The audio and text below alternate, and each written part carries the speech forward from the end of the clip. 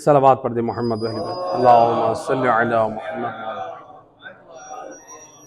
موجودہ دور میں بہت زیادہ سوال ہو رہے ہیں کہ یوٹیوب پر ایک صاحب ہیں جن کا نام ہے حسن اللہ یاری، جو افغانستان کے ہیں، تو وہ یوٹیوب کے اوپر بیٹھ کے جو ہے مناظرانہ گفتگو کرتے ہیں، تو جس سے اور ان کا انداز جو ہے وہ مختلف انداز سے۔ حسن اللہ یاری صاحب کو ہم یہی کہیں گے کہ نصیحت کے طور پہ دیکھیں، پہلے تو ہم اپنی نوجوان نسل سے بھی کہیں گے کہ ایسی چیز کی طرف آپ رغبت نہ رکھیں۔ بعض لوگ کہتے ہیں کہ وہ جی بڑا کام کر رہے ہیں، وہ مناظرہ کر رہے ہیں، وہ بڑی باتیں کر رہے ہیں۔ دیکھیں، حسن اللہ یاری صاحب سے ہم ان کو یہ پیغام دیں گے کہ آپ ہمیں یہ بتائیں، جس طرح سے آپ مناظرہ کر رہے ہیں، جس طرح سے آپ نام لیتے ہیں، جس طرح سے آپ گفتگو کرتے ہیں، کیا ائمہ اہل بیت علیہ الصلوۃ والسلام نے اپنے اصحاب کو یہی روش تعلیم دی تھی؟ ہرگز نہیں دی تھی۔ امام علیہ الصلوۃ والسلام نے احترام اور ادب، ہر چیز کا لحاظ سکھایا تھا۔ آپ اگر مخالفین کے ساتھ مناظرہ کرنا چاہتے ہیں تو آسن انداز اپنائیں، آپ ان کی کتب کے میں سے حوالے جات نقل کریں اور ان کو دعوت فکر دیں، نہ کہ آپ جو ہے کسی کے مقدسات کے اوپر آپ طعن و تشنیع کریں، گالم غلوظ سے ان کو یاد کریں، کفر کے ساتھ نسبت دیں۔ اس طرح سے آپ مذہب کی خدمت نہیں کریں گے۔ یاد رکھیں، آپ اسلام کا بھی نقصان کر رہے ہیں، آپ امت مسلمہ بھی تفرقہ ڈال رہے ہیں۔ تو لہٰذا روش وہ اپنائیں جو روش ائمہ اہل بیت علیہ السلام نے اپنے اصحاب کو مناظرے کی تعلیم دی تھی۔ دوسرا، حسن اللہ یاری صاحب کو کے نام پیغام کہ وہ فقہاء اور مراجع الزام کے اوپر بڑی جسارت کرتے ہیں۔ میں مناسب نہیں ہے کہ وہ تہمتیں ذکر کروں آیت اللہ خامنائی کے بارے میں، آیت اللہ سستانی کے بارے میں، فقہاء کے بارے میں نازیبہ زبان، تہمت اور اس طرح سے۔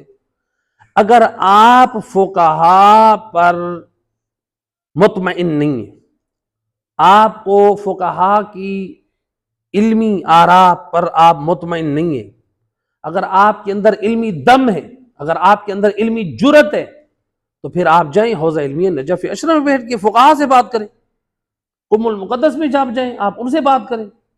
اگر آپ وہاں نہیں جا سکتے، آپ کہتے ہیں میں نہیں جا سکتا وہاں پر، آپ پھر وہاں سے اپنا بیان ریکارڈ کر کے آپ نجف پہنچا سکتے ہیں علماء کے ذریعے سے۔ آپ اپنے علمی اشکالات کریں فقہاء کے اوپر، آپ کو جواب نہ ملے پھر لہذا آپ عوام الناس میں بیٹھ کے فقہاء کے اوپر بات کریں، فقہاء پر جسارت کریں، فقہاء پر تہمت لگائیں اور اپنے آپ کو آپ نسبت دیں کہ میں مذہب شیعہ کی خدمت کر رہا ہوں۔ بتائیں، آپ تو قوم اور ملت کو یتیم کر رہے ہیں۔ بتائیں پھر ہماری عوام، ہماری قوم جو ہے فقہاء مرجعیت سے جب جدا ہو جائے گی، وہ احکام شرعی کس سے لے گی؟ جہلاء سے لے گی، جو ممبروں سے پھر جو جہلاء آتے ہیں پھر ان سے اپنے احکام شرعی معلوم کرے گی۔ کون ان کو احکام شرعی بیان کرے گا؟ کیا یہ فقہاء یہ قرآن اور سنت سے یہ صحیح استفادہ نہیں کر رہے ہیں؟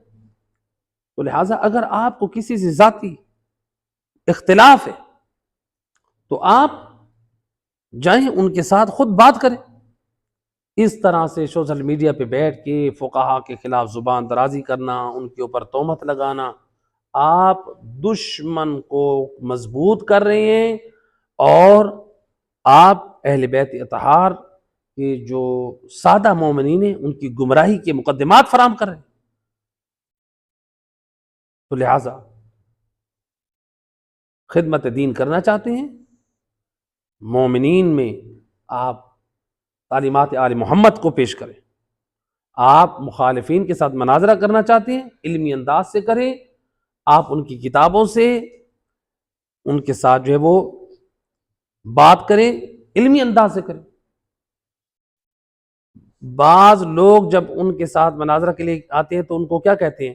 جاؤ تم اپنے مولوی کو لے کر آؤ، تم اپنے ملا کو لے کر آؤ۔ میرا حسن اللہ یاری صاحب سے یہی سوال ہے، آپ غیروں کو کہتے ہیں کہ تم کیوں آئے ہو؟ تمہارے مولوی کیوں نہیں آتے بحث کرنے کے لیے؟ میرا آپ سے ہے کہ آپ جو فقہا مراجع ازاں پر جو جسارت کرتے ہیں تو پھر آپ عوام الناس میں بیٹھ کر یہ جسارتیں کیوں کرتے ہیں؟ آپ کیوں ان کی گمراہی کے مقدمہ فراہم کرتے ہیں؟ آپ پھر خود کیوں نہیں فقہا سے بحث کرتے؟ کیوں ان فقہا سے گفتگو نہیں کرتے جو آپ کو اگر کوئی اعتراض ہے؟ آپ صرف بیٹھ کے سوشل میڈیا پہ گمراہی اور اس طرح سے باتیں کر رہے ہیں، یا آپ دین کا بھی نقصان کر رہے ہیں، اپنی آخرت کو تباہ کر رہے ہیں۔ ایک صلوات پڑھ دیں محمد و اہل بیت۔